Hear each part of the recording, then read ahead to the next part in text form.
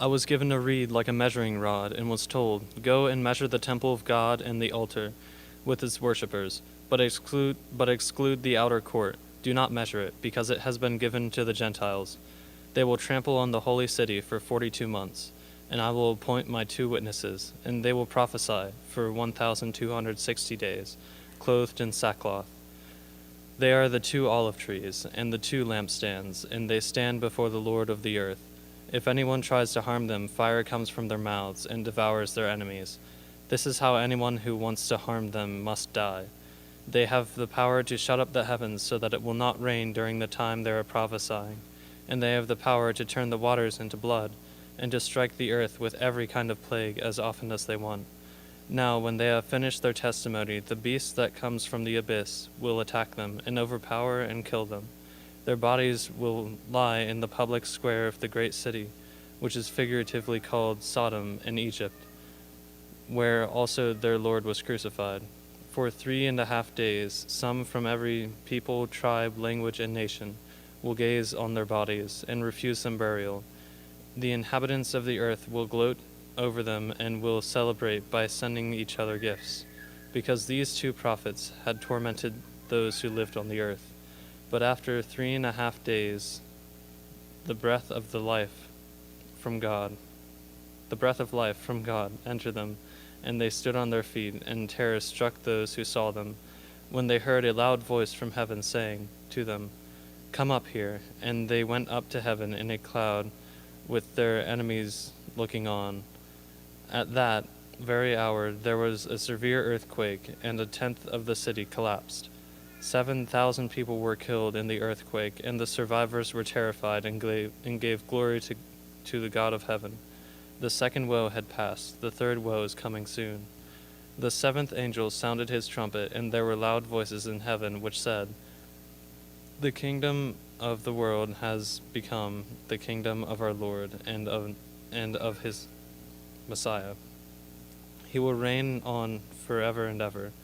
And the 24 elders who were seated on their thrones before God fell on their faces and worshipped God, saying, We give thanks to you, Lord God Almighty, the one who is and who was, because you have taken your great power and have begun to reign. The nations were angry, and your wrath has come. The time has come for judging the dead, and for rewarding your servants and the prophets, and your people who revere your name, both great and small, and for destroying those who destroyed the earth. When God's temple in heaven was opened, and within his temple was seen the ark of the covenant, and there came flashes of lightning, rumbles, peals of thunder, an earthquake, and a severe hailstorm. Chapter 12. A sign appeared in the heaven, a woman clothed with the sun, with the moon under her feet, and a crown of 12 stars on her head. She was pregnant and cried out in pain as she was about to give birth.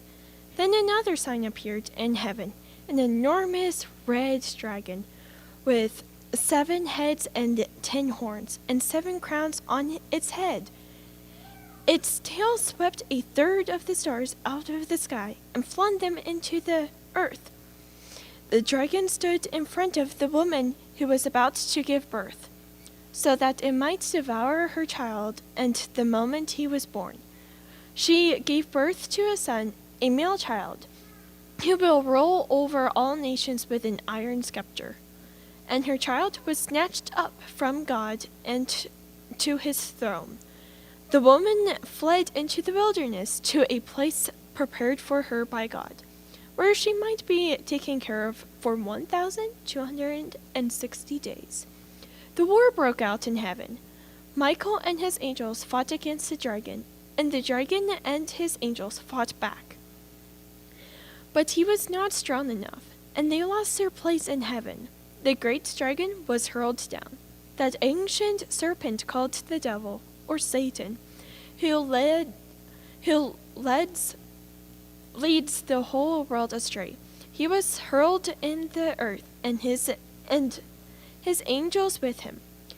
Then I heard a loud voice in the heaven say, Now have come the salvation and the power and the kingdom of our God.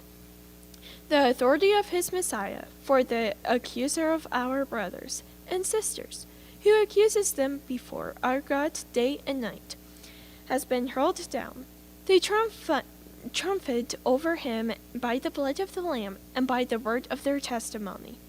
They did not love their lives so much as to shrink from death. Therefore rejoice, you heavens, and who will dwell in them. But woe to the sea and the earth and the sea, because the devil has gone down to you. He is filled with fury, because he knows that his time is short. When the dragon saw that he had been hurled to the earth, he pursued the woman who had given birth to the male child. The woman was given the 2 wings of a great eagle, so that she might fly to the place prepared for her in the wilderness, where she would be taken care of for a time, times and a half a time, but out of the serpent's reach. Then from his mouth the serpent spewed water like a river to overtake the woman and sweep her away with the torrent. But the earth helped the woman by opening its mouth and swallowing the river that the dragon had spelled out of his mouth. Then the dragon was enraged at the woman and went off to wage a war against the rest of her offspring, those who keep God's commands and hold fast their testimony about Jesus. Chapter 13. The beast out of the sea. The dragon stood on the shore of the sea, and I saw a beast coming out of the sea. It had 10 horns and 7 heads, with 10 crowns on its horns, and on each head a blasphemous name. The beast I saw resembled a leopard, but had feet like those of a bear, and a mouth like that of a lion. The dragon gave the beast his power and his throne and great authority. One of the heads of the beast seemed to have had a fatal wound, but the fatal wound had been healed. The whole world was filled with wonder and followed the beast. People worshipped the dragon because he had given authority to the beast. And they also worshipped the beast and asked, who is like the beast? Who can wage war against it? The beast was given a mouth to utter proud words and blasphemies, and to exercise its authority for 42 months. It opened its mouth to blaspheme God, and to slander his name and his dwelling place and those who live in heaven. It was given power to wage war against God's holy people and to conquer them. And it was given authority over every tribe, people, language, and nation. All inhabitants of the earth will worship the beast, all whose names have not been written in the Lamb's book of life, the Lamb who is slain from the creation of the world. Whoever has ears, let them hear. If anyone is to go into captivity they will go. If anyone is to be killed with the sword they will be killed. This calls for patient endurance and faithfulness on the part of God's people. Then I saw a second beast coming out of the earth. It had 2 horns like a lamb, but it spoke like a dragon. It exercised all the authority of the first beast on its behalf, and made the earth and its inhabitants worship the first beast, whose fatal wound had been healed. And it performed great signs, even causing fire to come down from heaven to the earth in full view of the people. Because of the signs it was given power to perform on behalf of the first beast, it deceived the inhabitants of the earth. It ordered them to set up an image in the honor of the beast who was wounded by the sword and yet lived. The second beast was given power to give breath to the image of the first beast, so that the image could speak and cause all who refused to worship the image to be killed. It also forced all people, great and small, rich and poor, free and slave, to receive a mark on their right hands or on their foreheads, so that they could not buy or sell unless they had the mark, which is the name of the beast or the number of its name. This calls for wisdom. Let the person who has insight calculate the number of the beast, for it is the number of a man. That number is 666. Chapter 14. The Lamb and the 144,000.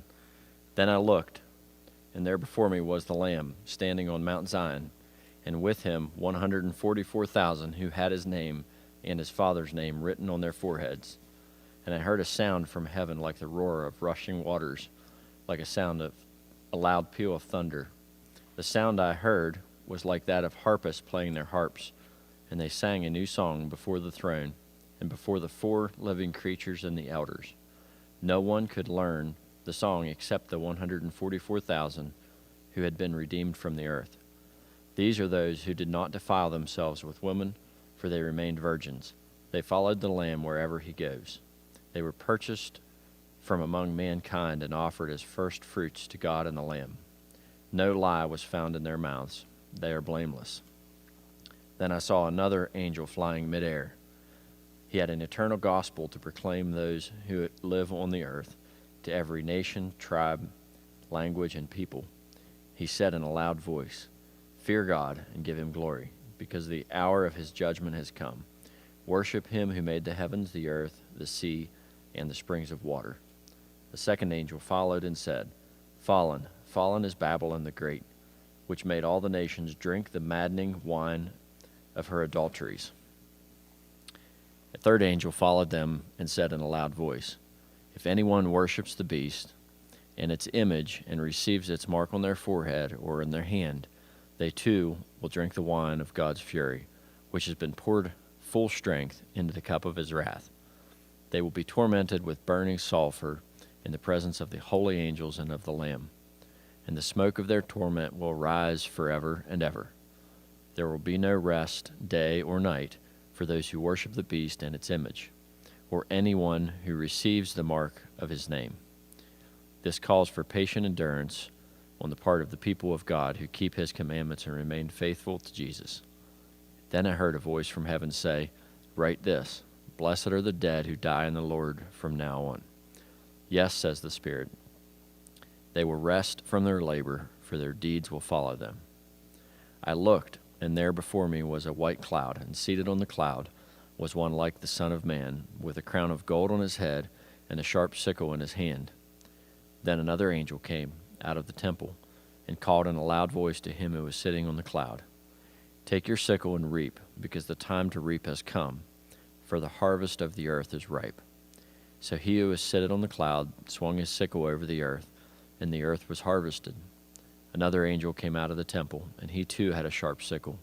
Still another angel, who had a charge of fire, came from the altar and called in a loud voice to him who had the sharp sickle, "Take your sharp sickle and gather the clusters of grapes from the earth's vine, because its grapes are ripe."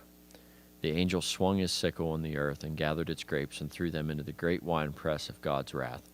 They were trampled into the winepress outside of the city, and the blood flowed out of the press, rising as high as the horses' bridles for a distance of 1,600 stadia.